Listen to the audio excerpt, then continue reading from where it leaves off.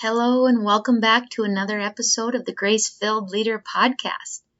Today we are continuing our conversation with Beatriz Vargas. Beatriz is a globally recognized Christian marriage coach, international speaker, and host of the Grace-Fueled Wife podcast, which is ranked in the top 1.5% globally. With 15 plus years of experience coaching families across the globe, Beatriz helps Christian wives overcome miscommunication to experience greater connection in marriage by implementing her grace-fueled marriage method. Beatriz has such a beautiful story of transformation and reparation in her marriage. By the grace of God and through her fierce faith, Beatriz has seen such victory in her life and in her marriage, a marriage that was broken, but that God redeemed such that they now enjoy a deeply connected marriage and joyful life with their 2 children in New York City. Today, Beatriz shares more about how to prioritize your marriage as a busy Christian woman. Welcome to the Grace-Filled Leader Podcast. Do you want better work-life balance? Do you get stuck in patterns of perfectionism and people-pleasing? Have you always been an overachiever but never really felt good enough, no matter how much outward success you achieve? Do you want more time for the things that matter most? Hi, I'm Tanya, a wife, mom, leader, certified Christian life coach, and Jesus lover. For most of my life, I tried to find worthiness through achievement, but no matter how hard I worked or how much I achieved, I never felt like I was enough. I was left burned out, empty, and exhausted. I had no time or energy for myself or my family. I needed balance. I needed peace. My life changed when I finally started to live like an unconditionally loved daughter of the King, saved by grace. This faith-led podcast will teach you time management, self-care routines, and practical leadership strategies to help you navigate life and leadership. If you're ready to become fueled by grace and free from people-pleasing, if you're ready to multiply your time and impact as a Christian woman in leadership, this podcast is for you. Unbutton your blazers and roll up your sleeves, sister friends. It's time to get after it. Little tangential here. I find it interesting because you talked about one of the issues that actually created division in your marriage was the fact that you were, I guess, committed to your faith walk and a believer, and your husband wasn't at the time, correct? Mm-hmm. Mm-hmm. And we learned the Bible beating, over their head doesn't exactly work to attract them to. So how have you dealt with that in terms of feeding and giving to your marriage in a healthy way without compromising your faith values, and in a way to where that has maybe shifted or it's changed? Your husband has changed because of how you have been consistent and held on to your faith values and haven't given that up as part of this journey. Mm-hmm. I think for me, it was, again, through the entire story, and at the end, I'll let people know if they ever listen to the podcast, that my story is there. Yeah. Because it's a long one. But through the story, essentially what happened was I clung, as I was mentioning before, I had no other resources for me. So the only place I had to go to is the Lord. Right. And one day, after a couple of weeks of prayer and fasting, someone had a word for me, and basically it was God saying, stop. I've got it. Stop trying to handle this. It's done. And that wasn't the exact word for word verbatim, but that's the feeling that I remember. And it was like, okay. And what it meant was I had to stop, like you said, trying to beat him over the head with the Bible, trying to set him up with Christian friends, trying to get him to go to small group, trying to force him to go to church and all those things. And so it was a matter of, in that case, it was a matter of surrender and trust. Yes. So it was a matter of saying, okay, Lord, because the Bible says if you're a believer and your husband is an unbeliever and he chooses to go, you let him go. Mm-hmm. And I did. But at the same time, I still felt this strong conviction to fight for my marriage. So while I Yes. let him go, like I was like, well, do you need help picking out your apartment? And he was like, I'm good. I can do that. I I was still fighting for my marriage in other ways. So Yeah. that when God brought him back, it wasn't me that he was seeing, it was the love of Christ that he was seeing. And I would, throughout the time of our separation and all this, when I wanted to fight him, when I wanted to throw things at him, I physically wanted to hit him because I was so angry and so hurt and so just all the things because he was walking out on me. I remember in my car, I would say, okay, Lord, I need you to take all this stuff in me right now and replace it.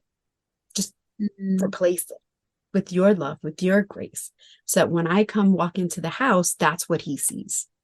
So it was almost Yeah. like putting on a mask, but it was like putting on Right. a Jesus mask. Right. Yes. And then in that, allowing him and going back to the boundaries and keeping your eyes on your own paper, that was part of that journey, allowing him to transform me on the inside. That all of a sudden, my husband was like, oh, wait, she's not that crazy person that I thought she was.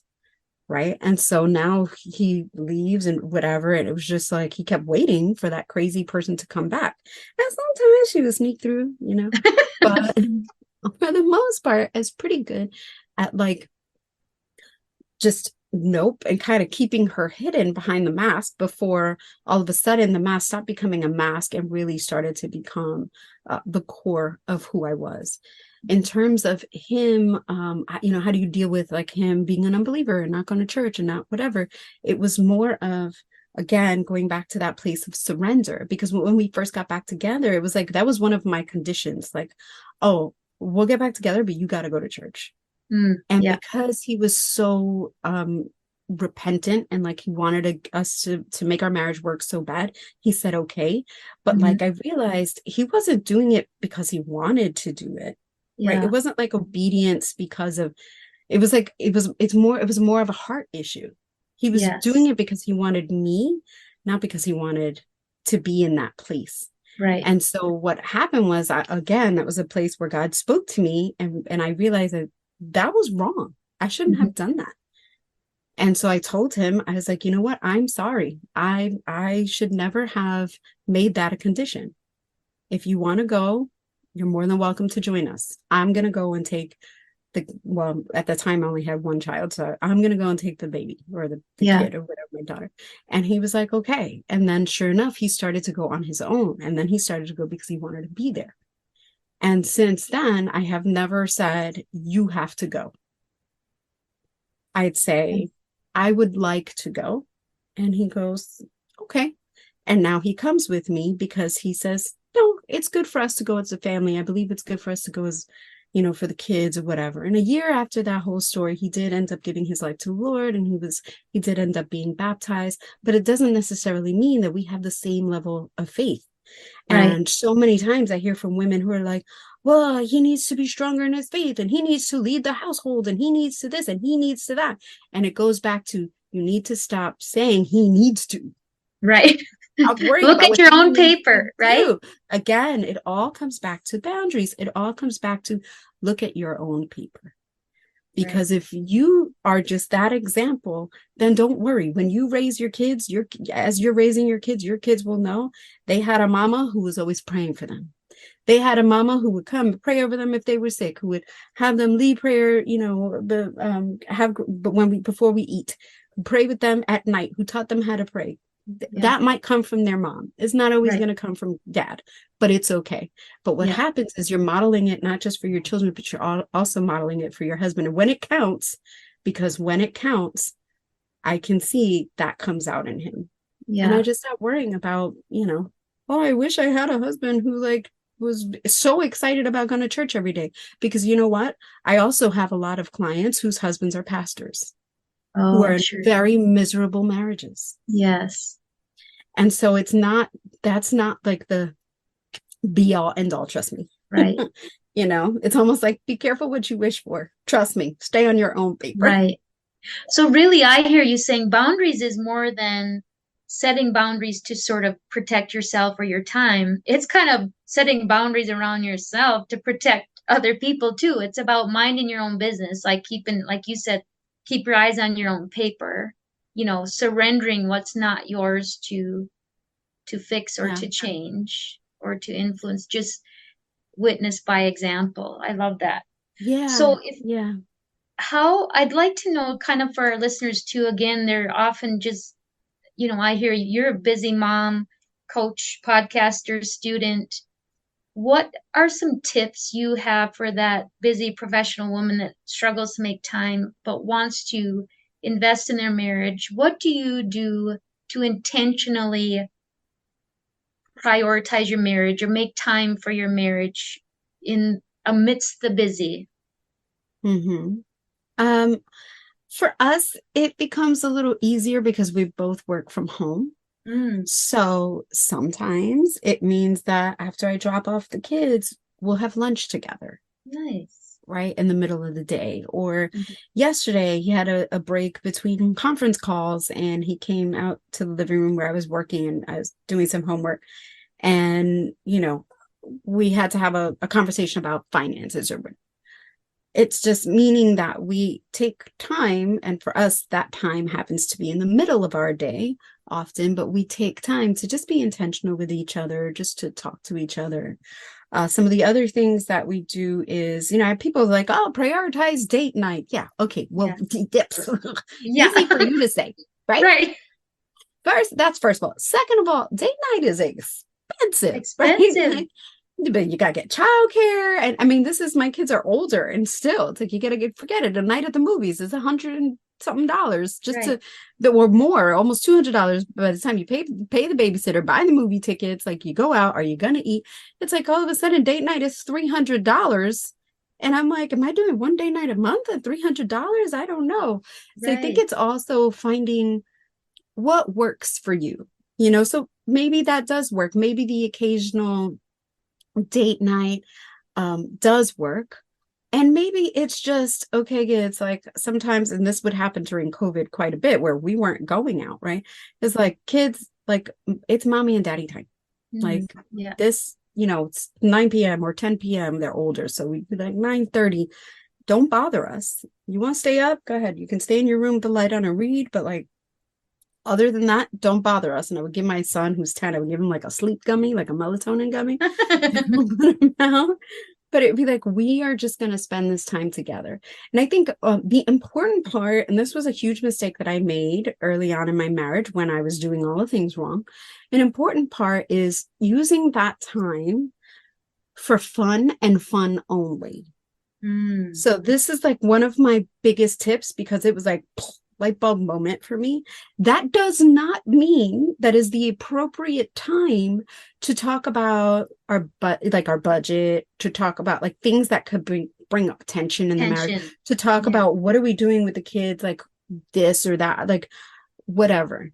No, Right. that time that you spend with him is time for fun. You want to joke around, like, whatever it is you guys do for fun together. Like there was times where I remember one night, this was also during COVID, where we just had like a dance party in our bedroom. Like I made some cocktails. I was like, good night, kids. And we like put on our favorite music and we just hung out and it was just the two of us. And we had like we like to salsa dance and we just had like, Nice. it was just so sweet. And it was fun. But the point is, whatever that looks like for you, there's no talk about all the hard things. Those are important, yes, but you schedule time for that. Yeah. You'll schedule time to have a budget meeting or you'll schedule time. So that's a lot of what we'll do maybe during the day where we'll sit down and, another coach that I listen to, she talks about like having a Sunday sit down and that's something that we've tried to do too. Like, okay, what's our calendar look like for the week?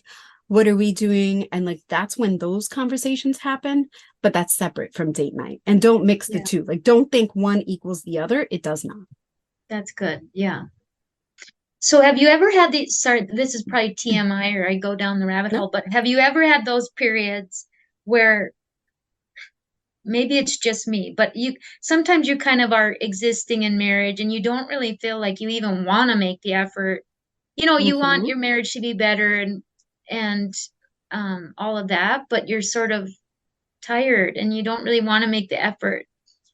Number one, have you been there? And then what do you do or tell yourself that has been effective in still making that effort? Or do you know what I'm saying? Yeah. How do you get past that? That is a great question. I had a psychologist on my show who coined that stable misery. Yeah, That that's good. stable misery, which was essentially, it was kind of like the roommate syndrome, right? But Yeah. like once you and your husband get to a place of where you feel like you're roommates, like it's really hard to break the roommate syndrome. But I think before you get to the roommate syndrome, you get to this place of like, that's where the beginnings are. This stable misery. It's like, maybe you don't totally feel like roommates yet, but you're getting there, right? Yeah. That's where I like to catch people, because it's so hard to like pull your marriage back and like fix it once he's walking out the door. And like I've had clients whose husbands are now like, they're in the midst of a separation and they're like, girl, I wish I found you sooner, right? Because it's like, that's the stuff you want to avoid. And I think that's part of it, is understanding that it's almost like just realizing that, oh snap, I think I should like work on my health or lose weight or this or that once I've gained 50 pounds. That's like, if you would have caught it when you gained the first 5 and like started to make some changes, then your journey would be a lot easier, or even the first 15. But like, coming from me, somebody who has, my weight has fluctuated even as much as 50 pounds. It's like, I see now the importance of when you start to realize it, because what happens is it creeps up on you. You don't realize it's happening. But when you start to realize, oh, I don't even want to make the effort anymore, that's when you need to stop. That's when you need to say, wait a minute. I don't want a life where I say I want to grow old with my husband, but I don't even like him. No. Right? Because think about that. Yeah. Your kids, they're going to grow up and they're going to leave you. And you stuck with him. You married him, girl. Like, you stuck with him. So what are we going to do? So for me, my priority is he is my best friend. And like, I want to enjoy him. And how do I enjoy him? What were the things that we used to do that helped me to like just enjoy being around him and just enjoy his company? And so sometimes when you're getting to that place, sometimes what I would prescribe, air quotes, prescribe, is like maybe a weekend away to try to help you reconnect, right? To try to jumpstart that is one thing. Another thing is, and this was during my time of separation, one of the few books that I had was The 5 Love Languages. Yes. I loved, everybody knows about the 5 love languages.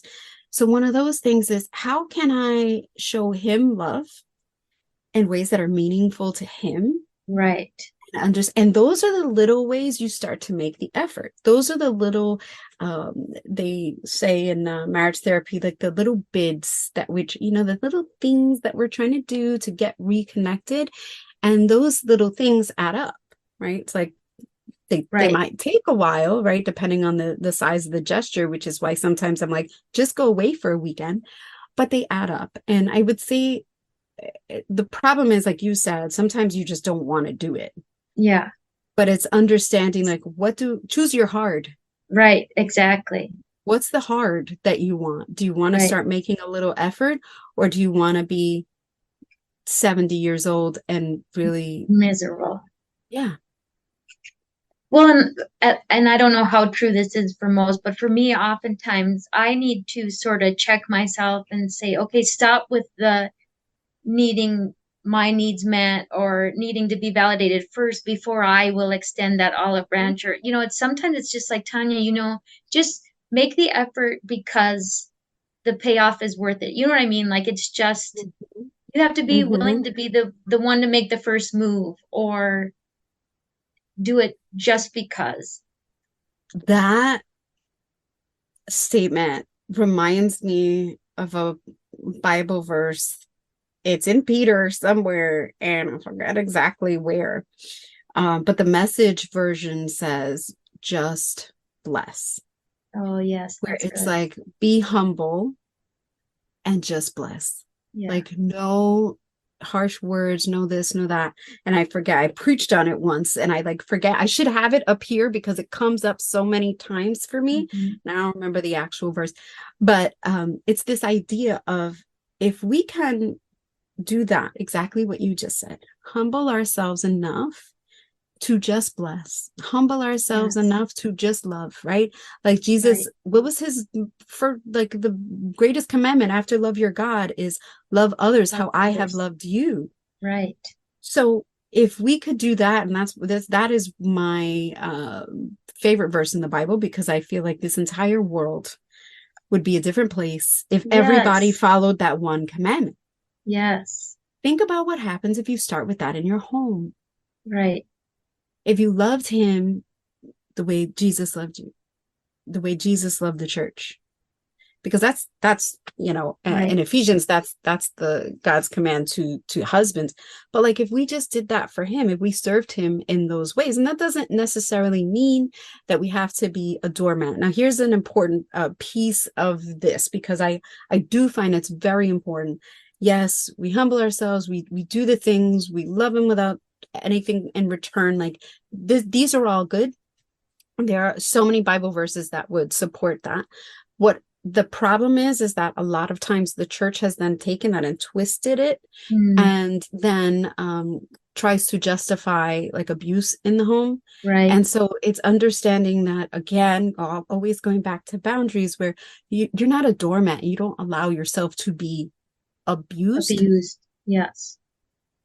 But outside of that, like, you can certainly be a blessing. Right. Right. There is a separation there. And there's Yes. also, so I just like to make that point, because all of a sudden then people are like, oh, there she goes again. She's one of those, women who are condoning. I mean, there's just all this stuff going on for especially Christian women who just sit in abusive marriages and who just allow themselves to be in abusive places. And there's a difference. There's a way that you can have boundaries and not allow yourself to be abused, but then also just Be be a loving. blessing in things, be loving, Yeah. be blessing, be grace fueled. And depending, right, as long as there are certain men who might still take advantage of that, but most of them, the majority of them, they're not going to do that. The Right. majority of them, you start to consistently serve them, love them, take care of them, do the first thing, start to fill their love tank, like Gary Chapman talks about, and all of a sudden you will start to see it come back in return. I have client after client after client who has said that same thing. It's not just Yeah. me. I'm not the first person who has ever said it. That is proven, and it works. Yes. Amen. Beautiful. So obviously you can tell I could talk all day about this stuff, but I don't want to forget. I want to be sure that our audience knows how to find you and Yes. all the goodness that you offer. So where can they get more of Beatriz Vargas? Sure. The podcast is the best place, and that's The Grace Fueled Wife. But Instagram and Facebook, also The Grace Fueled Wife. There's the Grace Fueled Wives Club. I mean, if you just put in The Grace Fueled Wife, you'll find me. Pretty easy to find. Same thing for the website. But right now my website, I'm not sure when you're gonna air this, but it is currently being updated. So I have had a couple of listeners be like, I went to your website, it's being updated, and they DM'd me on Instagram. I'm like, perfect, I'll talk to you on Instagram, not a Yeah, problem. even But yes, better. that is, yeah, even better, exactly, because you get me directly. So yeah, those are Grace Fueled Wife. Any all the platforms is how you would find me. Wonderful. So, in closing, one more question. If you had one piece of advice to that busy working woman, wife, one piece of advice that would change the trajectory of her life and marriage, what would that bit of advice be? For the better, I should say that. Hopefully, that Yeah, was obvious. yeah. I would say, I apologize if this sounds cliche of someone's, but I would say, don't forget about loving yourself and caring for yourself, Oh, yeah. because that woman, there's other women who they're selfish and they only love and care for themselves. Right. But that one, the one that you described, is not. No. She has given to everybody Yes. countlessly, to the point of her being empty. Like I was saying before, she's trying to pour from an empty cup.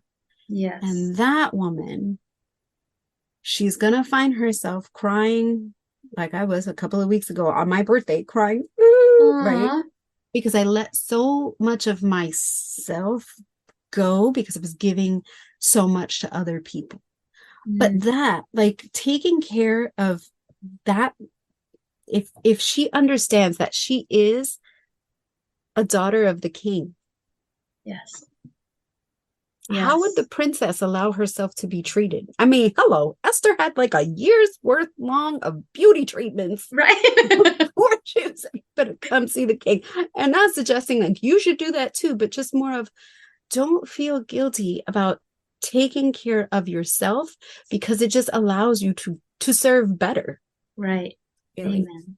Oh, I love it. Such beautiful kernels of wisdom. I thank you so very much for spending some of your valuable time with me today, Beatrice. It blessed me a great deal, so I know that it's going to bless the women that are listening to the show. Awesome. Thank you. Love to be here. I pray this episode blessed you, spoke to you, or encouraged you in some way. If so, please share it with a friend and head on over to Apple Podcasts to leave me a review. That's the only way for me to know if you're enjoying the show. Nothing blesses me more than to hear from you. Also, come on over to our free Facebook community. This is a great place for us to support one another on our faith and leadership journeys. You can find the link to the group in the show notes or go to gracefilledleader.com/community. If you have questions or content ideas for the show, please send me a message on SpeakPipe or via email. Go to gracefilledleader.com/contact and leave a written or voice recorded message. I would love to know how I can best serve you on the podcast. Now to Him who can do immeasurably more than we can ask or imagine, according to His power that is at work within us. Ephesians 3, verse 20. Until next time, my friends, God bless.